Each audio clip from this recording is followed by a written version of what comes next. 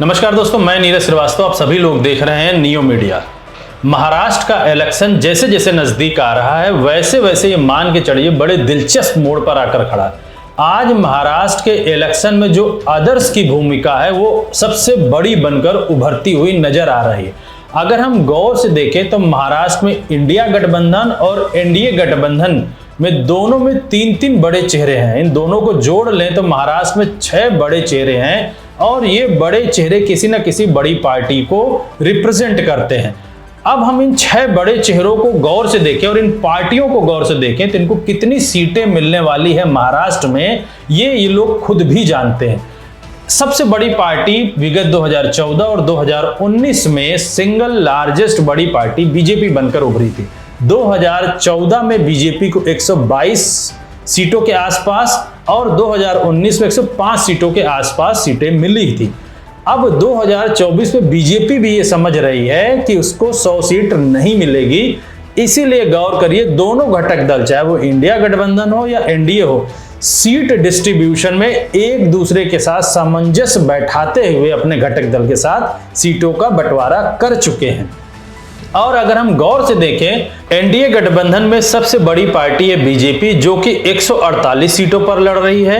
दूसरी बड़ी पार्टी है शिवसेना की शिंदे जी की जो कि 82 सीटों पर लड़ रही है और तीसरी पार्टी है एनसीपी जो कि 55 सीटों पर लड़ रही है। वहीं इंडिया गठबंधन की अगर हम बात करते हैं तो इंडिया गठबंधन में कांग्रेस सबसे बड़ी पार्टी है जो 101 सीट पर लड़ रही है। शिवसेना उद्धव ठाकरे जी की है जो दूसरी बड़ी पार्टी है वो 93 सीटों पर लड़ रही है।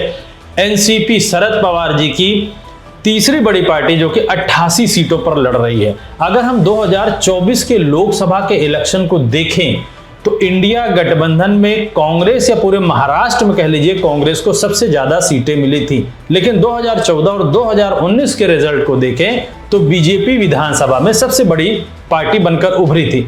अब बीजेपी कहीं ना कहीं ये जरूर समझती है कि जितनी सीट वो 2014-2019 में पाई थी कमोवेश वो उतनी सीट जरूर पाएगी, लेकिन बीजेपी के अंदर भी कहीं ना कहीं ये बात है कि 100 सीटों तक पहुंचना बहुत मुश्किल है, क्योंकि एनडीए और इंडिया गठबंधन के जो भी बागी उम्मीदवार हैं वो कहीं ना कहीं बीजेपी को, कांग्रेस को या इन 6 बड़े चेहरों के सामने ही खड़े हैं।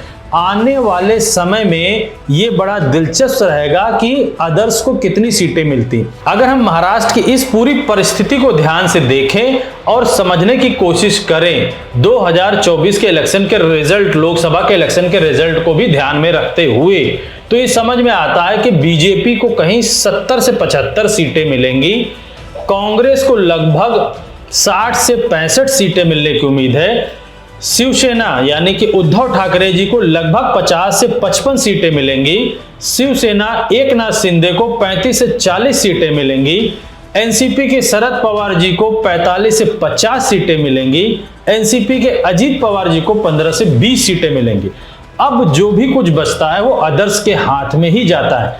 अब हम अगर इनको कैलकुलेट भी कर लें तो इंडिया गठबंधन और एनडीए कोई भी पूर्ण बहुमत में सरकार में आने की उम्मीद ना लगाए तो ही अच्छा है, और जो भी कुछ आज की डेट में पावर में बैठेगा वो अदर्स के पास ही होगा। अगर आज की इसी परिस्थिति को हम देखें तो अब आने वाले इलेक्शन के वोटिंग के कुछ दिन पहले तक अगर कुछ बदल जाता है या इंडिया गठबंधन थोड़ा राहुल गांधी मेहनत कर लेते हैं तो ये परिस्थिति बदल जाएगी और इंडिया गठबंधन को पूर्ण बहुमत मिल सकता है।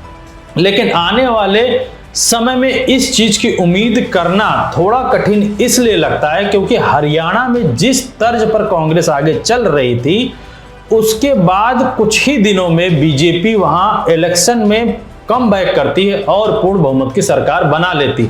लेकिन महाराष्ट्र चूंकि हरियाणा की तरह नहीं है और हरियाणा की तर्ज पर लड़ा भी नहीं जा सकता है, क्योंकि हरियाणा में अगर हम गौर करें तो 2 ही बड़ी पार्टी थी, एक कांग्रेस और दूसरी बीजेपी, और हरियाणा में लगभग 95% हिंदू वोटर थे।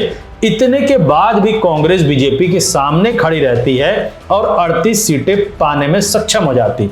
बीजेपी बेशक पूर्ण बहुमत की सरकार बना लेती है, लेकिन बीजेपी को वोट परसेंट 1% यानी 0.95% ही ज्यादा मिलते हैं।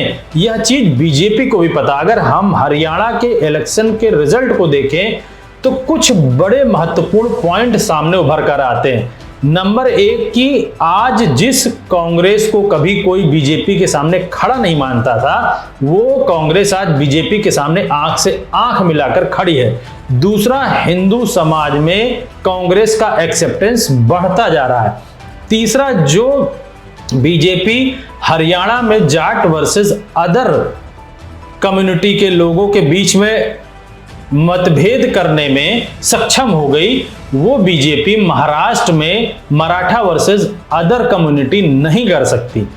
महाराष्ट्र में अगर हम बीजेपी और कांग्रेस के बीच होने वाले डायरेक्ट टक्कर में अगर कांग्रेस 40-50% भी सीटें निकाल लेती अपनी, तो मान के चलिए इंडिया गठबंधन की सरकार बनना लगभग तय है। आने वाले समय महाराष्ट्र का इलेक्शन किस तरीके से बदलता है, ये देखना बड़ा दिलचस्प होगा। हमारी पूरी टीम की निगाह इस पर लगी हुई है। मैं अपने सारे दर्शकों से बोलता हूं, चैनल को ज्यादा से ज्यादा सब्सक्राइब करें, शेयर करें। धन्यवाद।